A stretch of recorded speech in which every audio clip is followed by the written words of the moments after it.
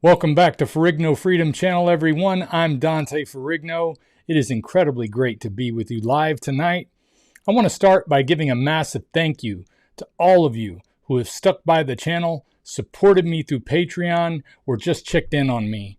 Your support means everything, especially as I continue to get back into a consistent broadcasting rhythm.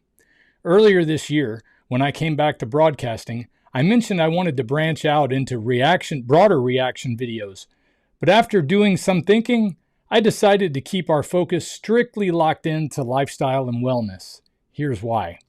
I want this channel to be a true sanctuary. There is so much noise, conflict, and division out there on the internet right now. I just don't want to bring that stress in here. My mission is to focus purely on a healthy lifestyle, mentally, physically, and spiritually. We are going to stick to what we do best. We're mastering what we feed ourselves in the various forms, we share results, and we're supporting each other's journeys. Before we jump into tonight's reaction video, I got to do a little housekeeping. You don't have to watch this part if you're not here live, but if you do, just know I appreciate you. Speaking of staying locked into the carnivore lifestyle on the go, shout out to our sponsor tonight, carnivorebar.com. If you're traveling or just need clean fuel, these are literally just premium meat, tallow, and salt. Talk about incredible. Something you're not going to find in a convenience store this clean. The link is down in the description.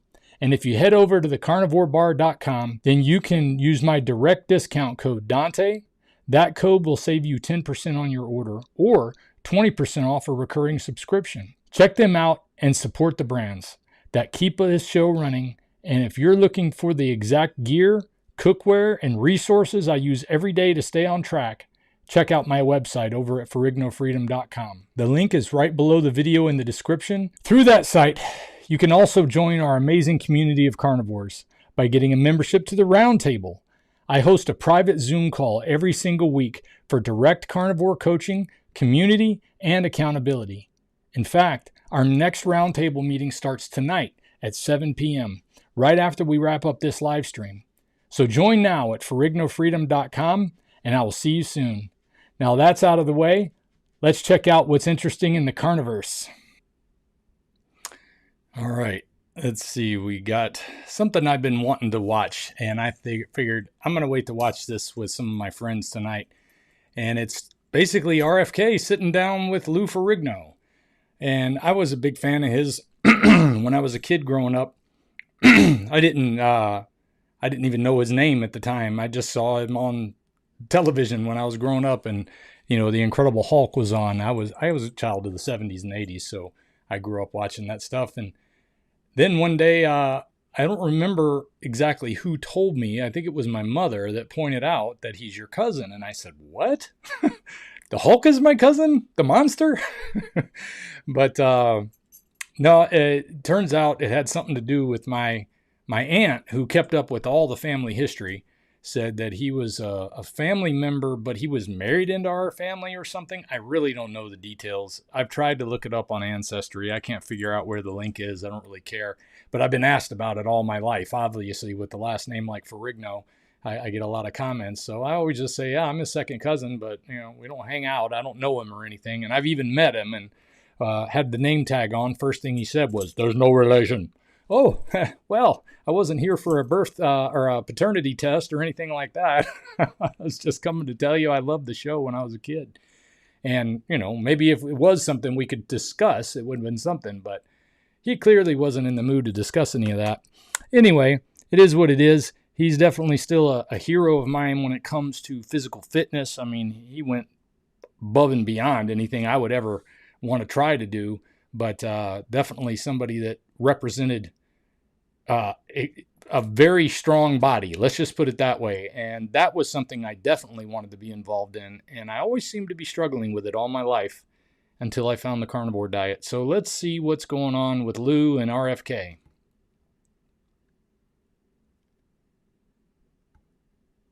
Play, would you? Oh, I'm clicking the wrong side. Still getting this down. It's not about eating healthy once in a while. It's about eating healthy every day. It's all about eating your calories, not drinking your calories. And most people get the impression that Going on a diet is going to change your life. It's not about diet. It's all about eating the proper foods.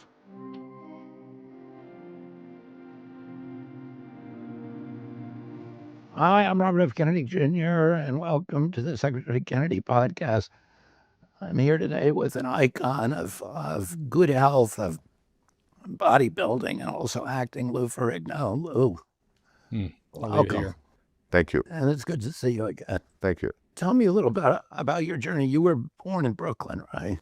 Yeah, I was born in Brooklyn. Close to birth, I had a severe ear infection. I lost like 85% of my hearing. From when you were like a baby? Yeah, about 6 months. They know I was hard of hearing until I have profound hearing loss about the age of 3. So I wore hearing aids my whole life. Also back then I had a severe speech impediment. Are you wearing them now? Yeah, I have now a hearing aid. I have a cochlear implant. The great thing about the cochlear implant I have now compared to 3 years ago, it changed people's lives. Because older people, they get older, they lose their hearing, they get frustrated. So now there's hope. So my whole life I wore 2 hearing aids, and I had to work very hard to change my speech because my speech was not understandable when I was young. So I got to say that hearing loss is definitely one of the hardest things to deal with. I mean, obviously Alzheimer's and things are pretty bad. That's mostly hard on the rest of the family. Hearing loss is hard on the person who has it because people just, it's like natural. You get frustrated when you have to repeat yourself. And if you have to repeat yourself multiple times, it's even more frustrating. Even if you know the person can't hear well, it can be frustrating. And how do you think that makes them feel? I mean, it's just something that we naturally do. We don't like to have to repeat something, and it's frustrating and it brings out a response. But people that deal with that, they feel that frustration every time they're with people. So it's very isolating. I dealt with a lot of that when I was an administrator at a retirement home, dealing with the elderly when they can't hear. And I like to sit and listen to the folks talk that were there because they had a lot of wisdom to share and a lot of insights. And that was just one little one. That was a tidbit, but they had a lot of good insights too. Great insights. To bodybuilding. Because as a kid, the only things that kept me tuned was power. Like to be comic book. To escape the pain in my imagination. Were you playing sports? No, I couldn't make the baseball team. I couldn't make the football team. I was very skinny. But I just wanted to work out with weights. I used to read all the magazines, like Steve Reeves. To me, he was like, my God, Steve Reeves. He was a Hercules. I remember seeing him in the comic books. Yeah, I saw the movie. I said, that's it. When he pulled down those 2 pillows, I said, that's what I want to be like. But that was your inspiration. Yeah, that friend of mine that had... I think Arnold, too. Steve Reeves was his big inspiration. Oh, yeah, because Arnold came on the scene when I was like maybe 16, 17. I thought I had a chance because he was the first tall man over 6 feet. So I kind of admired him because that led my passion to be a bodybuilder champion. He was the first bodybuilder over 6 feet? Yep. Is that what? Yep. Mm-hmm. Because they were normally shorter. Like 5'8", 5'10", 5'11". I was the first one that broke the doors down to over 6 feet. Yeah. And I saw him this morning at Gold's Gym. You worked out at Gold's in Venice. 40 years. Yeah, like every day, right? Yeah, every day. Then eventually I moved to the Central Coast. Because I actually worked at a Gold's Gym once when I was about 17 or I think, yeah, I was still 17. And it wasn't like the Gold's Gym that they showed videos of over there when I would watch Pumping Iron and stuff like that. It was a modern health club. Very different. I mean, it was all focused on look and appeal and fancy equipment. And it just wasn't the Gold's Gym that I had seen. I mean, I saw stuff that reminded me of the way Rocky and Rocky 3 had to get back into the grind and learn how to do everything the hard way again. And that's not what you got from Gold's Gym when I saw it in the it's the early 90s, I guess. But yeah, that changed a lot. That's for sure. The change in my life, everything.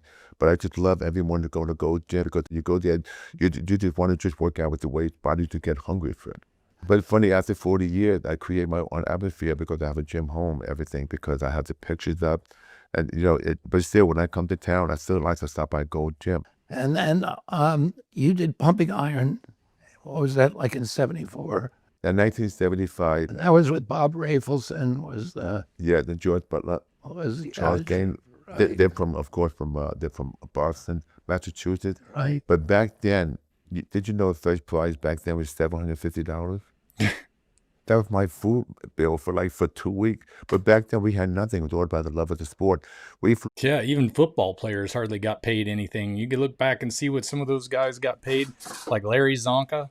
He was one of the ones that fought for change in that, by the way. But I mean, they would say, "Oh, you're just being a baby" or something like that. But getting $50,000 a year to have CTE and all the problems that they have with all that body abuse, I mean, that to me is kind of what you should be paid if you're putting your body on the line for, especially for entertainment, I guess. But, you know, military people don't get paid as well as they should. That's for sure. I think that should be fixed somehow. I wish somebody would step in and fix that situation. But yeah, it's definitely a whole different ball game now. When I was a kid, you could actually afford to go see a ball game. Now you can't do that. To South Africa to compete. Because back then with the camaraderie, you just loved working out. But today is so different because today we don't have the camaraderie like you used to have. That's why when I go to Go Gym, I still have that old camaraderie. Like when you see the guys like Franco, Arnold, all these people, you feel like you're home. Right. And why? And you think that's disappeared today? Yeah, it's a lot of it. The camaraderie, because a lot of guys just they come to the gym today, they wear headphones, they wear hoodies, they wear sweatshirts, they sit there. But there's no more of a personality because in the old days, we trained in the gym. I would have shorts. I'd be barefoot doing squats. Same thing if you just talk about the lunchroom at work, something I've had to get used to again.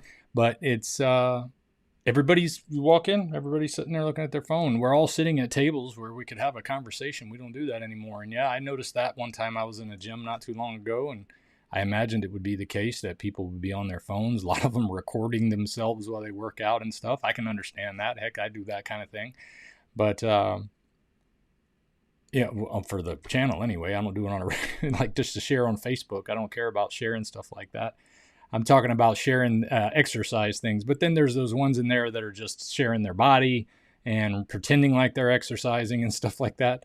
So it's a lot of mess in the gym, that's for sure. Show your body, you want to show your muscle. Different time. Yeah. My son. I'm sure they wanted to show their body and their muscle too. That's why they went down to Muscle Beach down there in Southern California. Why else would you want? Well, I guess you could just say, I was out for the sun. Yeah. Gold's Gym.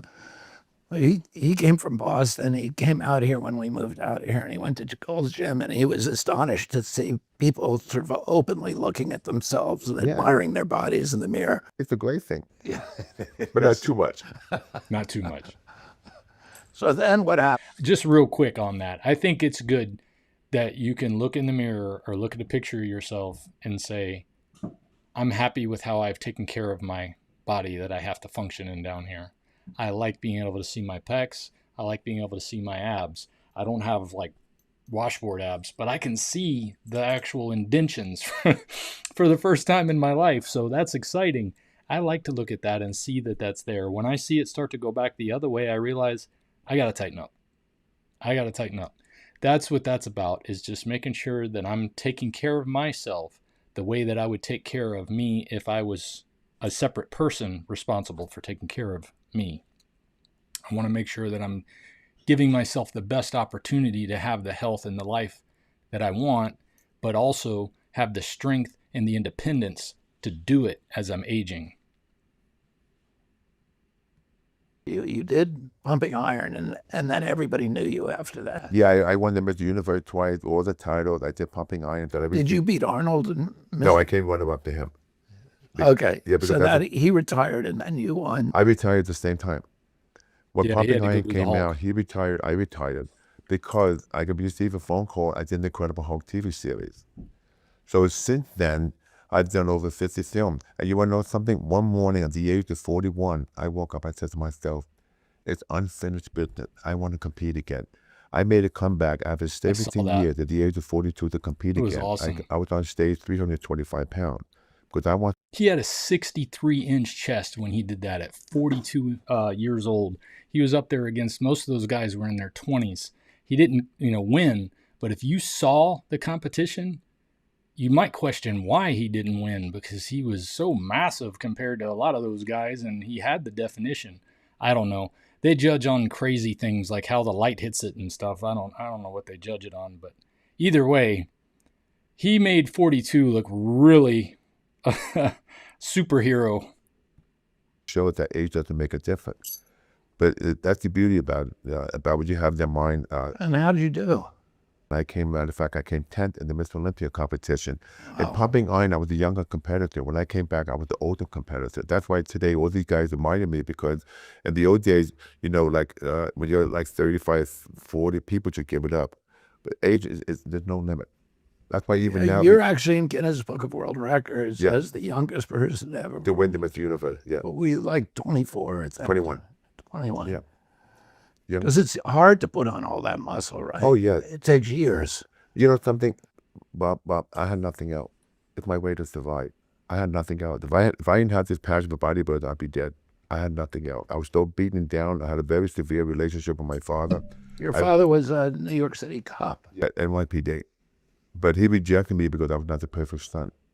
Though I had to carry his pain, because that was my passion to be what I am today. It's amazing because when you come from where you are today, it shows you that it's all about passion that made me who I am today. But it's funny that Arnold's father was the chief of police. Oh, he was. That's right. Yeah, both of us. I mean, we both had that. And he had a very tough relationship with his father, too. Same thing. That's why we built that body, saying, nobody's going to beat me up. Nobody's going to beat me up. Look how powerful I am. I got a little bit of that from my father, too. Very similar. Trying to live up to expectations is pretty hard. I won't go into detail, but I can relate to what he's saying there.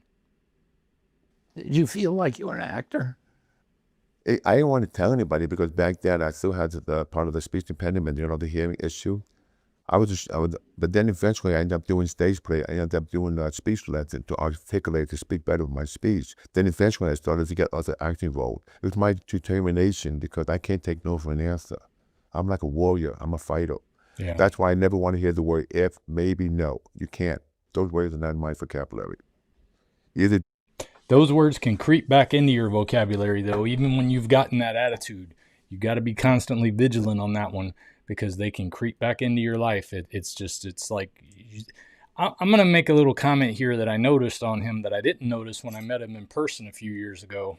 See, it's been about 8 years, so he's gained a little weight since then, I would think anyway.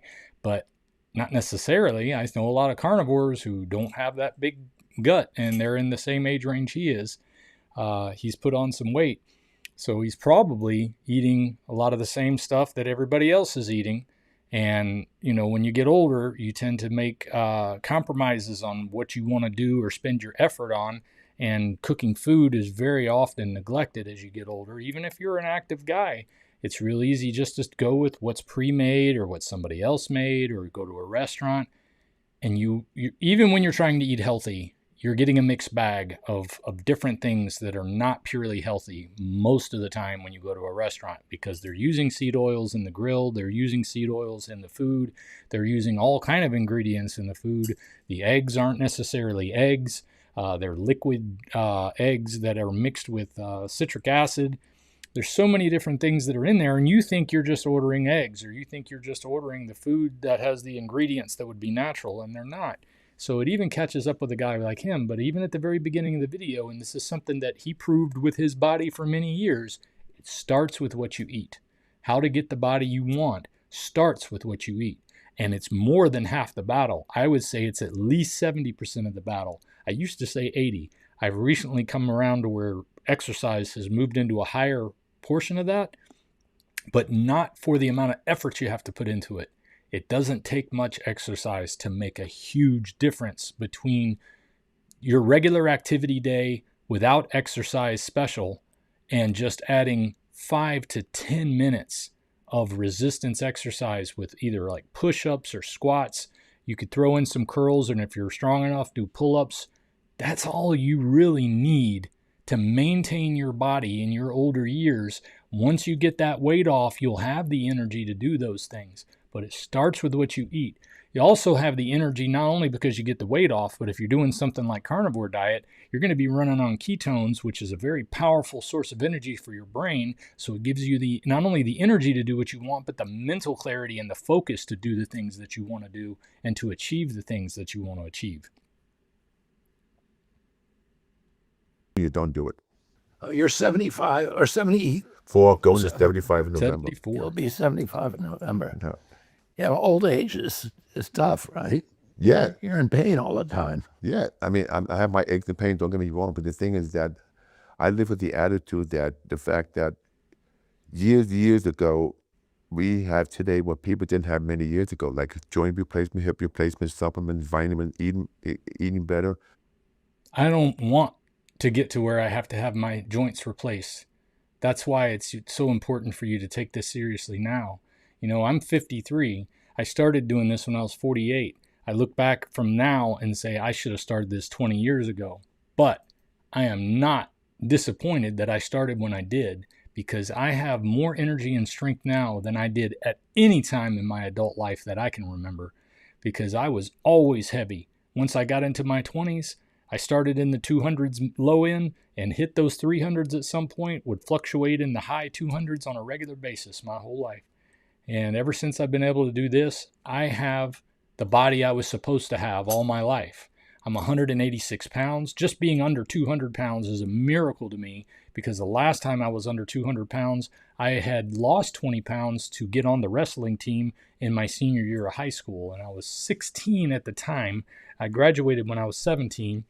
So it was a crossover transition there. But that's the last time I was under 200 pounds. And I had to work to get there.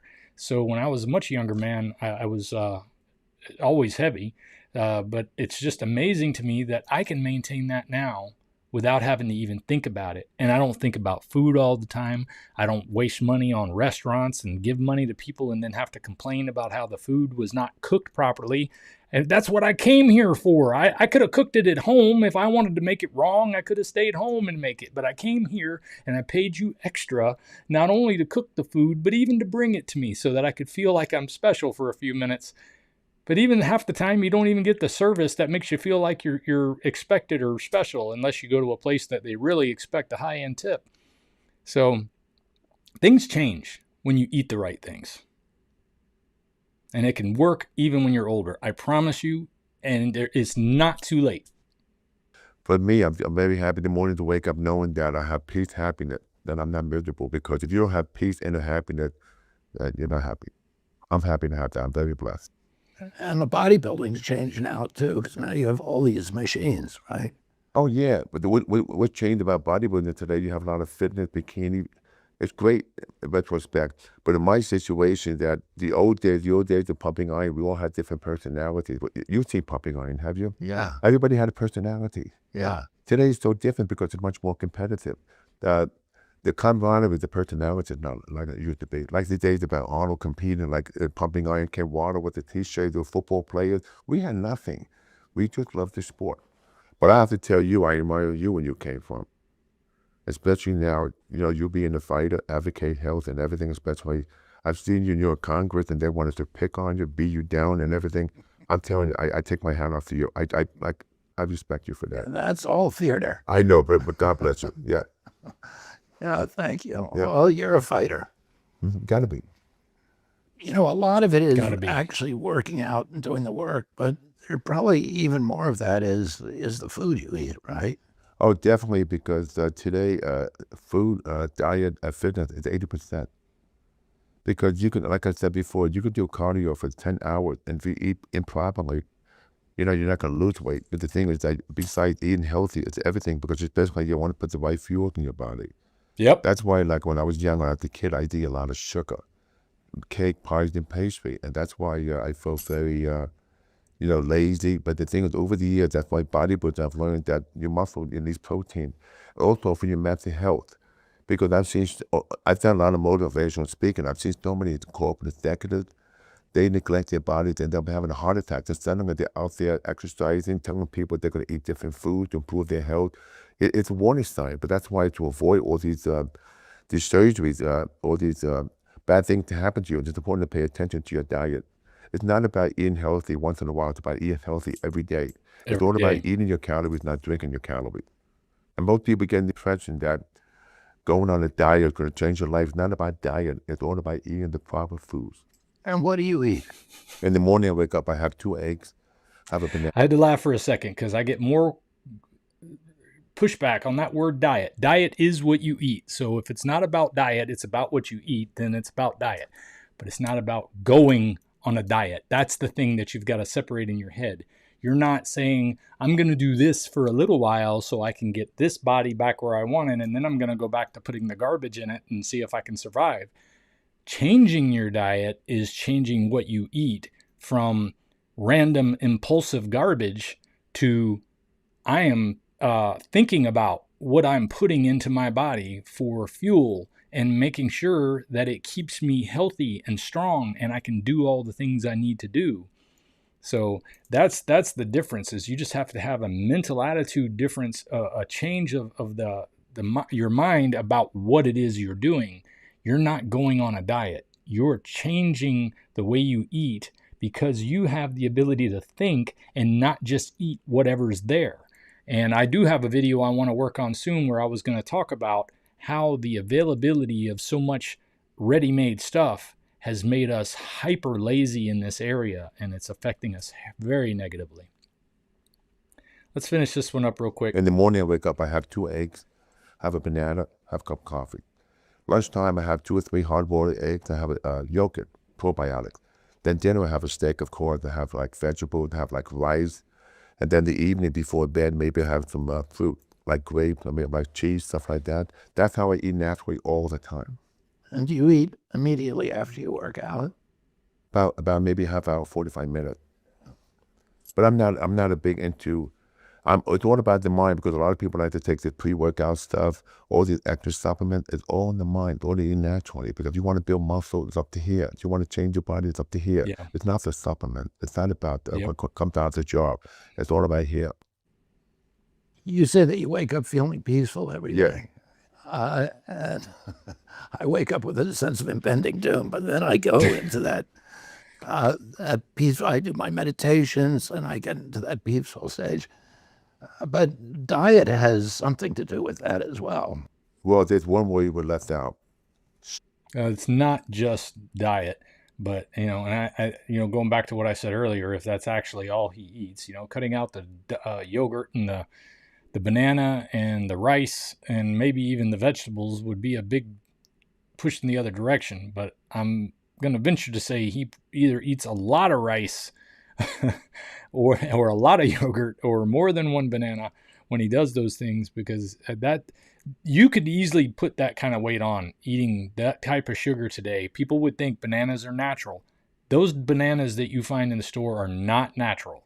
Those have been enhanced over hundreds of years of crossbreeding, and now you've got genetic mutations and things going on to make them sweeter, to make them much higher in the sugar content, to make them more addictive, resistant to pests, that affects your body negatively. So there's a lot of things that are wrong with a lot of the vegetables we have.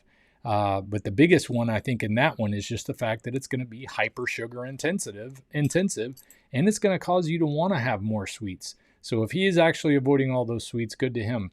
But I would look at that and say, okay, I'm Lou Ferrigno. I've had perfect body for all this time. Yes, I'm 74. But there are 74-year-olds in the carnivore community who still look that way, or look that way for the first time in their life now. So if that's true, then it should be true for him too, especially if he's been able to achieve that. He clearly has the genetics for a huge, muscular body. And he's been able to fight the fat issue very well, unless he's not predisposed to getting fat anyway. But it's just, I think there's something that's got to be different, because he's gained weight since I saw him. And again, this is not a critique. Lord knows I don't want the guy mad at me. Lou, if you're out there, I'm not upset with you, and I'm not challenging you either.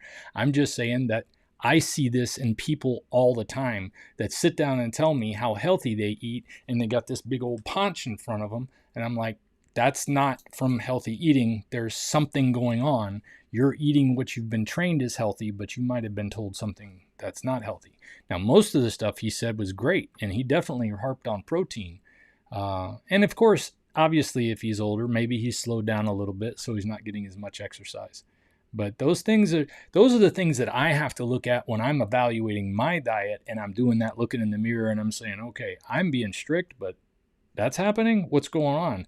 well, I must be being strict about having something in there I shouldn't have. That's why I kind of cut out some of the carnivore foods that I added in, like cheese. Cheese is a big one because a lot of that cheese is not cheese anyway. Now, stress. Oh, Stress killed you. yes. In my life, I have tremendous stress. I got to the point that you have to eat healthy to deal with stress. I could see Because that. if you let stress get to you, it will cause you to have cancer, heart attack, stuff like that.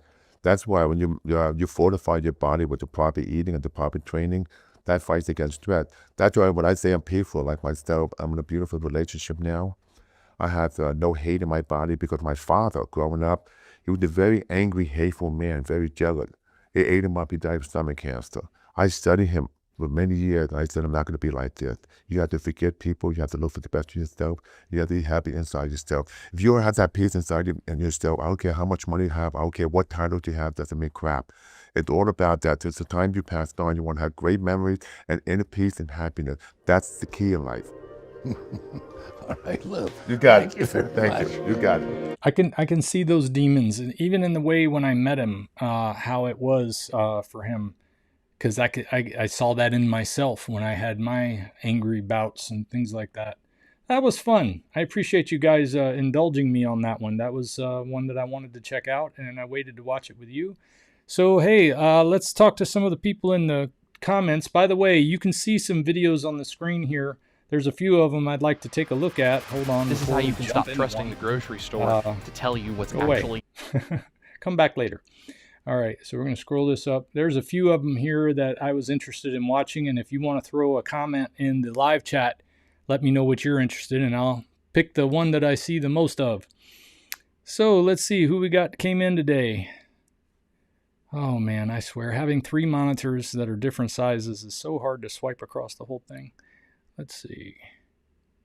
Benjamin Kemp, here all the way from Tasmania. How you doing, Ben? Harmon 442, I know you. Patty Molden, Dante time. Thank you, Patty. Michael Barr says, heck yeah, thanks for everyone's advice from last time. I have stopped eating cheese. Awesome. That's fantastic. Have you noticed a difference? I certainly have. I'm going to tell you guys a little bit about some of the experience I've had in the past 65 days that I've been back on Pure Lion diet. I'll try to squeeze it in at the end of the video, but if I don't worry. I'm working on some videos specifically dealing with what I've been doing on this time period. Kind of like when I did 125 days on Lion diet. I'm getting a lot of little footage here and there. But I think I'm not doing as much as I did that time because I didn't want to make a 46-minute video, but I'll get to it. But trust me, it has been awesome. It has been like rejuvenating getting back to it. And I think, like I said before, the cheese was probably the biggest one, but I got all the other carnivore foods out of my system because of my gut issues. I think I'm far more sensitive. Not everybody needs to do this, but I'm going to tell you, some people, if you're having a hard time, Lion diet might be the answer. Excuse me while I fire up the grill. What's good, Dante? Lou is always one of my favorites. Nowadays, I'd much rather look like Frank Zane. That was Lion's Danivore project. I couldn't relate more to what Lou was saying right now. Yeah, you got a lot to say on this one. Happy Wednesday. Hey, Sourpuss Candy, how you doing?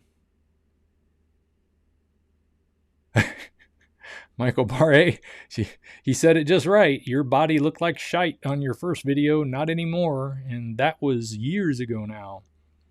That's absolutely right. I kept looking in the mirror. It was so funny. You look in the mirror and you suck in and you turn sideways and you're like, not that bad. Not really bad. Well, it was really bad. It could have been worse, obviously, but it was bad. Yep. That's true. I was talking to a young lady about this the other day, about how everyone thinks they're healthy, and the problem is they've been misled. She's super skinny, but she has these heart issues, and she has high blood sugar for some reason. And I was thinking, well, that's because you eat constant sugar.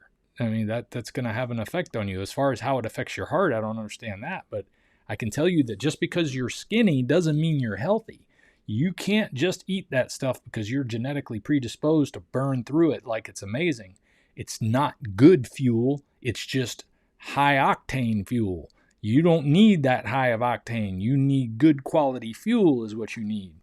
So I don't know. Maybe it'll make an effect. And because she's young, I want to see her be able to not have these problems when she's this young. She was under 20 years old.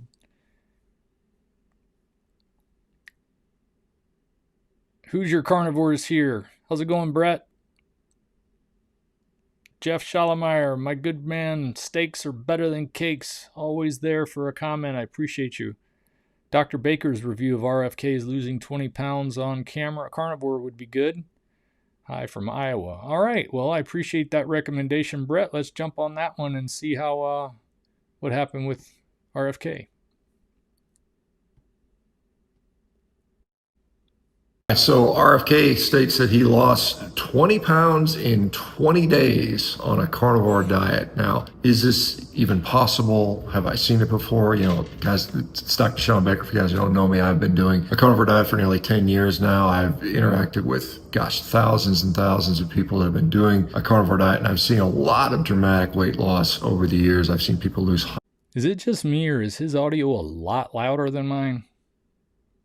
Of pounds fairly regularly, to be honest, and it's not surprising to see some people lose weight very rapidly, particularly early on. Typically, people that have a lot of weight to lose can lose a lot of weight pretty quickly in the beginning. Now, RFK is obviously not morbidly obese. I don't think he ever was. To lose 20 pounds at his size would be pretty interesting, and I'm not saying it's not likely or possible, but it is something that you have to realize that with anybody, you know, depending where they start, and, you know, maybe he was just super hydrated or something like that, full of food. I personally can see my weight fluctuate 10 pounds in a day very easily. You know, if I have a big meal and taking a lot of fluid, and then the next day I don't eat as much, and I'm, you know, maybe not as hydrated, I can easily lose, you know, 10 pounds, given, you know, I'm a big person with a lot of body mass. So it's certainly possible, you know, and perhaps, you know, 5-6 pounds of that might have been water weight. And to say, could you lose 14 pounds of body mass over a period of 3 weeks, 20 days or so? Yeah, it's possible. And when I wrote my book, The Carnivore Diet, you know, all these years ago, one of the things I least enjoyed talking about was weight loss, because it's so contentious. People are talking about you can lose weight on any diet, and that's true. You know, what is the ultimate mechanism by which people, you know, lose weight? A lot of people say it's, you know, calories in, calories out, and certainly there is some truth to that. However, you know, how you achieve that is sometimes you know, debatable, and whether or not, you know, protein or carbs versus fat have some other additional metabolic advantages. The debate rages on about that. Now, one of the things that I'm more interested in, quite honestly, with regard to a carnivore diet, is the fact that it has helped so many people with so many medical conditions, you know, autoimmune disease, inflammatory diseases, things we treat on a day-to-day basis over at Rivero.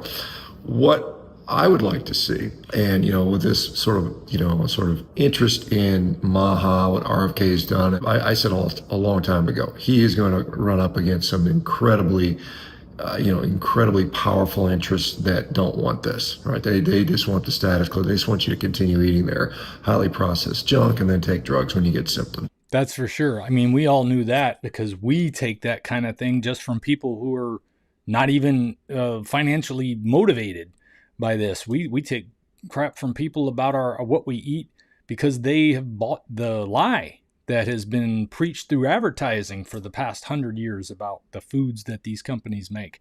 So this is the American healthcare model. This is the food model. Quite honestly, it's, you know, it's built for profit, and, you know, there's so much marketing out there. You think about how much marketing goes into the healthcare system to get you just bought into that. You know, this is the way to take care of my. And it's in the United States, it's not like what you guys see in Europe if you're watching, or if you're even over in Australia or Tasmania. It's constantly on the regular television stations here. I only know that these days because when I go to stay in hotels and I have whatever television service they have available, that's all I see is medical advertisements and food advertisements. They own everything. It's like we're always thinking about how we're going to die and what we're going to eat. And unfortunately, we're not thinking about the things that are going to keep us from dying by eating the things that are good for us. We're buying into the lies about both sides of this, and you're just stuck on this treadmill until you finally just say, you know what? How about I forget all the nonsense and all the noise and all this modern crap that we've got in our grocery stores and the modern equipment you use to make it and computer printed food and everything else, and just eat what naturally would have been here for me to eat and would have been my preferred food, which is how we determine whether animals are carnivore or herbivore, by the way, is by how much of it they eat.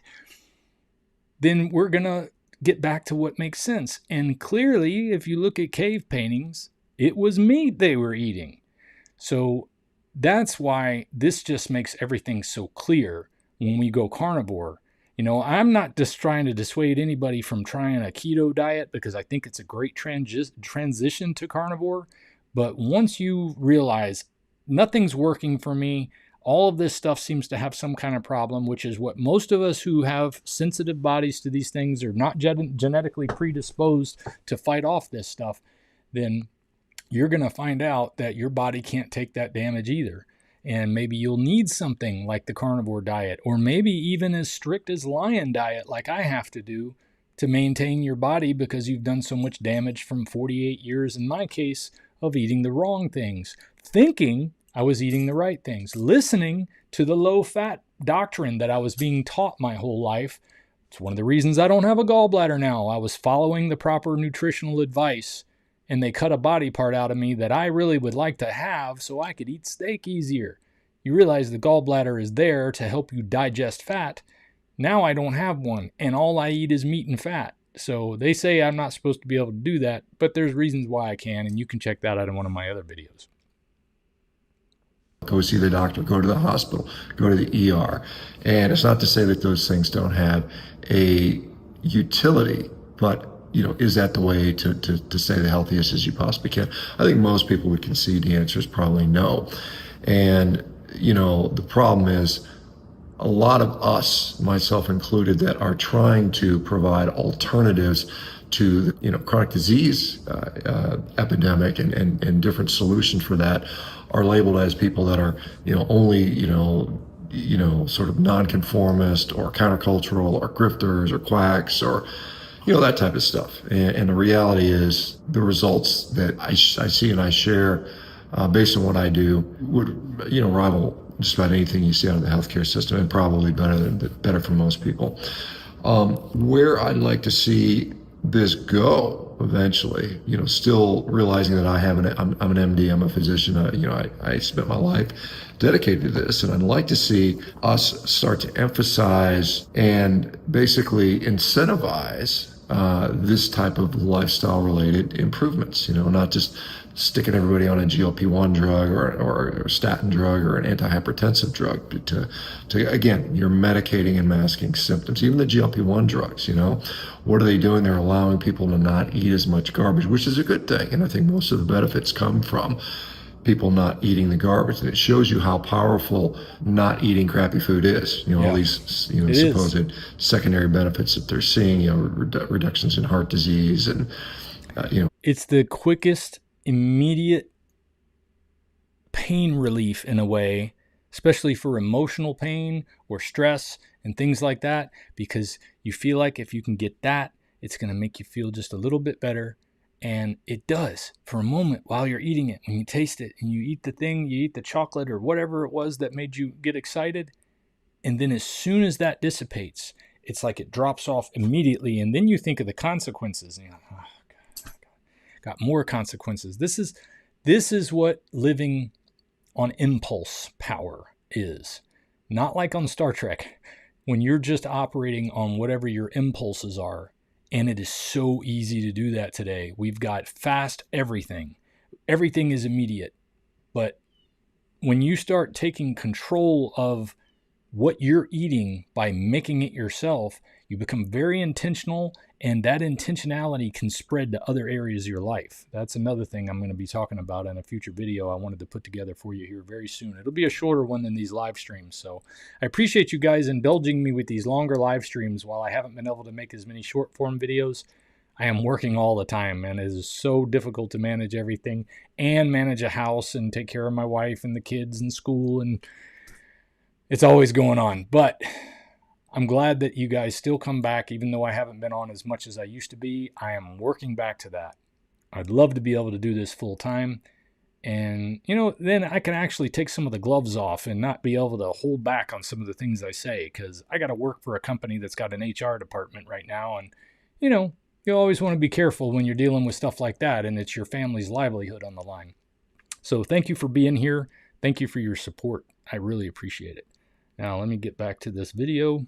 The behaviors, and the list is going to grow on and on as because they have billions of dollars to spend on research, whereas we see that every day with people that just, hey, just stop eating the garbage. You don't need to take the drug to stop eating the garbage. Maybe you do, but at the end of the day, it's the not eating the garbage that is driving much of these changes. And, if physicians were incentivized properly, to do this stuff and held accountable. When you listen to Dr. Baker's videos with headphones on, it's a different experience. I heard something fall over here, and I always hear that on these videos.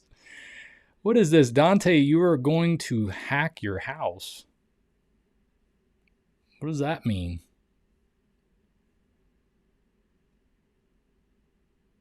I have no idea what hack your house means. Maybe you can give me some clarity on that one.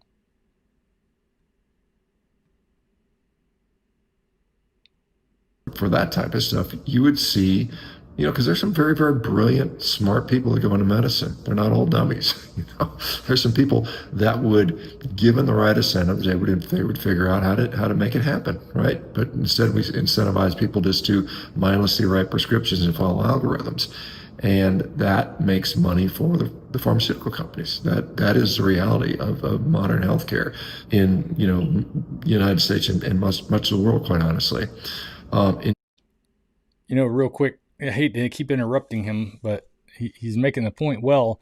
We Brett, the collectively say, look, we're going to do medicine differently. Computer, again, would you agree with me? Brett, the Hoosier Carnivore, said, if we can get people to just stop eating the garbage, that would make a huge difference. Obviously, I mean, geez, that's same thing for ourselves. But the problem is they don't even know that it's garbage. They think they know. They think they know. They're like, most of the stuff in the store is garbage, but if I go to the snack well section, it's not garbage, right? That's health food. Or if I go over to this thing where it's got the foreign food area, that's all healthier, right? Because we hear America's got all the bad food. They got plenty of sugar in there too. They just don't know what garbage is and what it isn't. And then you've got the other problem. Living on impulse power is something that we're born on impulse. We come out crying. We want food. We want warm. We want bathroom. I mean, that's what we're built in. You break us down at the base nature, we're going to let you know when we need something. And if you stay in that demand mode, which is very easy to do if you're a child and you're not disciplined properly, or you're not disciplined yourself, which is, kind of hard to do unless you're raised by somebody who's giving you some discipline. And then you got school teachers who are not disciplined and they can't discipline you. So you got a lot of people coming into the world who have a lot less discipline than people in the past had to attain food and to eat the right food. We're lazy. I don't care if you're not from America, because I've been to other countries. They're lazy over there too when it comes to being able to eat bad food. It's just a little bit less bad, it seems, because the FDA has just given us whatever the hell they want to put in there. But when we get back to the diet side of things, just trying to get people to stop eating garbage, it's more about controlling those impulses. It's more about getting the discipline that you need. Now, Lion Diet helped me in that area in a lot of ways because I didn't have that discipline. I thought I was disciplined in my mind. I had mental discipline in a lot of areas, but there were a lot of areas I was not disciplined in. And one of those things was what I put in my mouth. I was not disciplined in. But once I started, because of desperation's the other D that can get you on the right track. That helped me to find the discipline. One thing it did was make me feel better so that I could get the discipline. I could get the energy to discipline myself to do it. And then it took a while because I was like, man, I got all this energy. I'm just coming out of my skin. And then I just had to say, just do it. Just do it. Go get the exercise. You feel like it. You're up. Who cares if the sun isn't out yet? Just do it. And I did it. And that has made a huge difference in my life. And when I let it go for a while, I went back to the way I was as far as the strength overall. I started to notice my knees weren't as strong as they were. My shoulders started to feel a little weaker. And I actually hurt my shoulder when I was working at the store the other day. I had to move 40 exterior doors in one day. But, that was a lot of lifting. But it worked out. But I mean, it didn't feel like that when I worked at UPS, when I was working out all the time. So, and I wasn't, now when I say all the time, I meant every day, but I mean, it was just doing push-ups and squats and walking 3 miles a day. It doesn't take a lot. Discipline's what people need. The food will disappear if people don't buy it.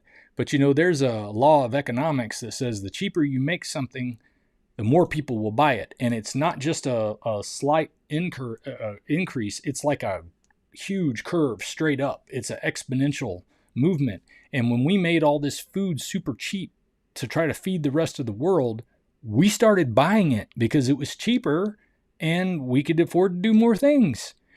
We just bought into a lie, unfortunately. It's not just calories. It's what's in the food. It's what your body was made to eat or not. And a lot of this stuff in the store, 99% of everything in your grocery store is not made for you to eat. Unless they got a really big meat section. About chronic disease conditions, not necessarily, accidents and surgical emergencies and things like that, where it's a very different set of, outcomes that we're trying to achieve there. But it's not that they've asked my advice. I mean, maybe tangentially, I know RFK, I'm sure, has heard what I've talked about. He's mentioned that he's on a carnivore diet many, many times. He adds a little bit of fermented vegetables here and there. But in general... Yeah, I think if he talks about the carnivore diet, he might know about the guy who wrote the first book about it. Don't worry, Shawn. He read it.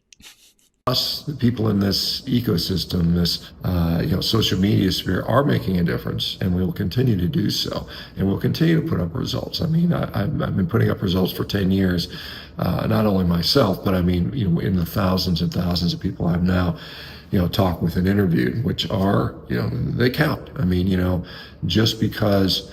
And this is the other thing. When someone says you're just it's anecdotal, you should ignore that. Your anecdote is very, very relevant to you. Way too many anecdotes out there to ignore this.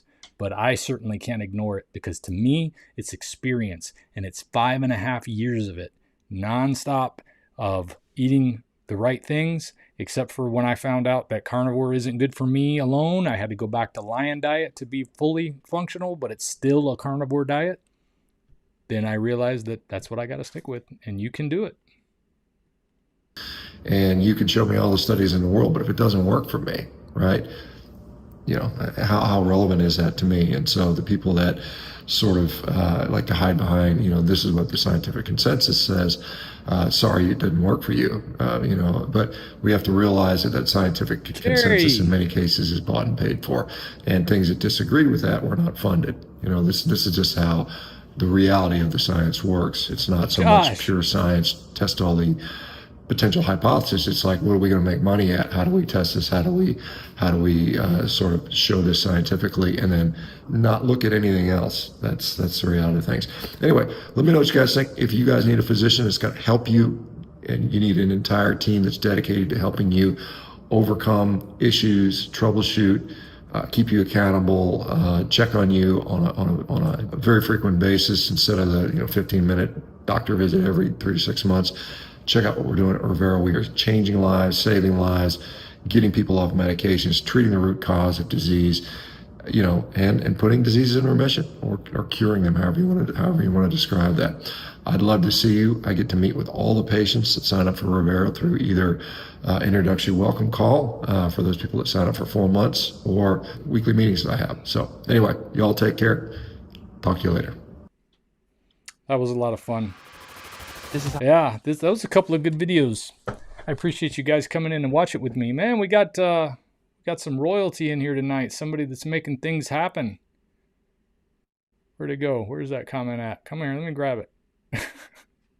Carrie's in here. You guys know Carrie. It's good to see you, man. Yeah, I wanted to know if I was going to hack your health. I'm sure I am. I haven't talked to Robin yet, but I mean, I'll reach out to her. When is it? I don't even know when Hack Your Health is this year. I need to find out. Stake for the win. RFK is in charge. Question, Dante, are you going to Hack Your Health? Okay, so Uncle Charlie wanted to know. When is, all right, let me find out. I'll look at it right now while I got it on the screen here. Let's see. Hack Your Health. For all of you who think I got paid something for going to Hack Your Health all these times, I've never gotten a penny for going to any of this stuff. I have to spend money to get there. But Robin has given me the ability to let people know about it and save you guys some money in the past. So I'm sure she'll do it again. I just need to reach out to her. November. Oh my goodness, time is coming fast, and it's right here in Tampa. All right, I'm going to check it out. I'll reach out to Robin. I think maybe who knows? Maybe I do have it in there, but I don't think I do. You know, I took that 6-month period off after my mom died, and things were a little crazy. So I don't know. We'll see how that works out. Hey, thanks, Josh. Appreciate you updating me on that. Yeah, everybody's got it ready to go now that I've looked it up. Semi-conscious Johns, I guess. I'm not sure if that's what it says. Great, Brett. You said before that you would... Okay, he's talking. Y'all are having conversations in the chat. I love it. I love it. That's what we're here for. Hang out and talk and do what we need to do. Speaking of hanging out and talking, what time is it? 6:27. So I got to get ready for my roundtable meeting, which is going to be at 7 o'clock tonight, Eastern time. I'm on the East Coast. And if you want to join me, go over to ferrignofreedom.com and sign up now. I'd love to have you there. Kerry said he's going to drop in on the second half of the meeting. And Brett's going to be there, the Hoosier Carnivore. And you never know who's going to drop in. I've got quite a few friends in this community, and I'd love to have them drop in. So they're always on invite. And you never know who will be there. But I'll be there, and I hope you'll be there. If you guys got any questions about anything else, be sure to put them in the comments. I'll be sure to get back to those very soon. Dante, did you get a pump during your workout with the carbs? I'm not quite sure what you mean by a pump or my workout with the carbs. I wasn't eating a lot of carbs. I was eating a lot of cheese, and I was eating a lot of eggs and other things. I did have a few mess ups, far more during the time period when after my mother died and that stressful period, but I haven't had anything like that since, and I didn't have a workout with the carbs. I wish I knew what you were talking about. Anyway, I'm not doing any workout with carbs, but I do feel pumped up lately since I've been on Lion Diet, and that was the last thing I was going to say before I left. 64 days I've been doing Lion Diet clean. 34 days I've been back on just doing a little bit of exercise in the morning. I'm doing push-ups and I'm doing squats, alternating every day.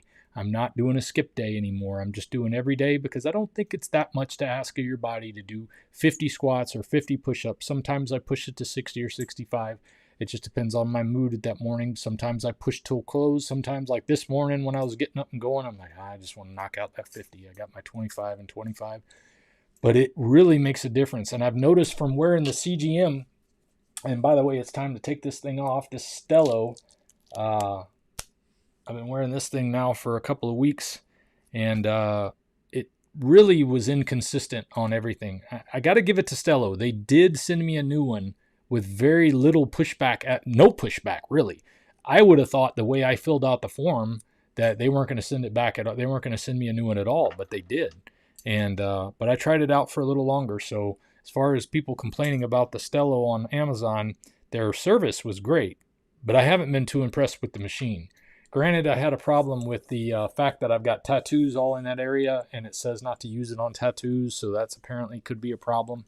But I did avoid the tattoo on that last one, and it still didn't work out too good.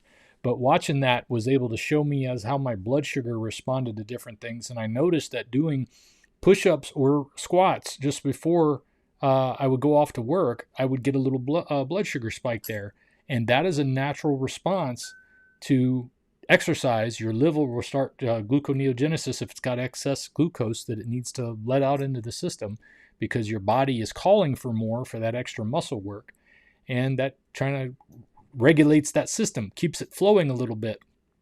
And I don't know, it's been good knowing that my body is getting stronger again. I feel better. I feel so much better. And that's all the exercise I've added is push-ups every other day and squats the other day, the alternating day.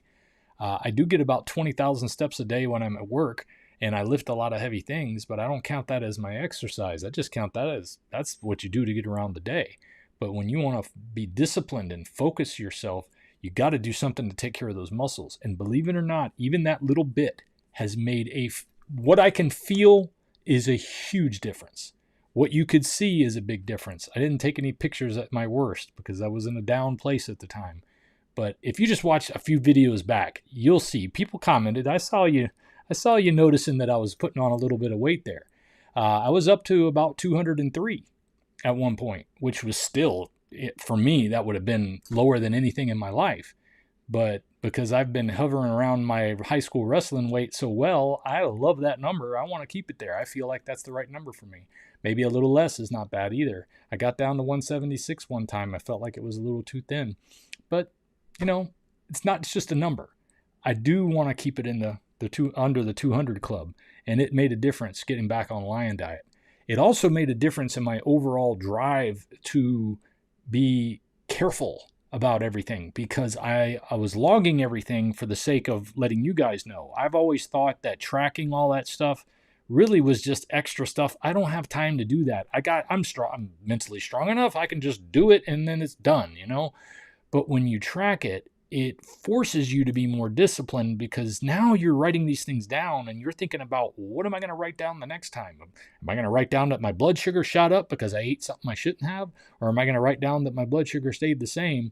Even if I'm just sharing it with myself, which is really important that you don't lie to yourself, by the way, coming from experience. Tell the truth about what's going on in your story and you're going to want to stick with it. So if you want a little tip on making it easier to do this, that tracking is more work, you think, but it's going to show those results really fast. So I would say stick with it. All right, I just was checking to see if there were any more questions, but that's the way it's been going on the Lion Diet refresh, the exercise refresh. I love it. Everything's getting better. I feel better. I'm thinking clearer. My pants, I had to tighten my belt again. And I'm wearing size 32 pants, and I had my belt, I had to tighten them when I first got them because they were brand new, and you know how they're tight when you first get them? Now they're loose, and it isn't just from wearing them either because I had to loosen my belt. That was fun. Those are the kind of things you like when you're doing the things you know you need to do. You're going to see them. Just don't forget to say, screw it. I'm going to get up and do it. And you'll make the difference in your life. You just got to say, screw it. I'm going to get up and do it. And then do it. I'll see you guys next time.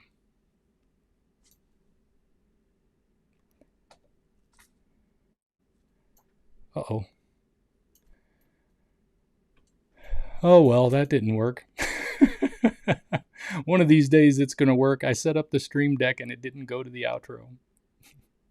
Bye. If we pay extra, could we maybe get some grease or fat?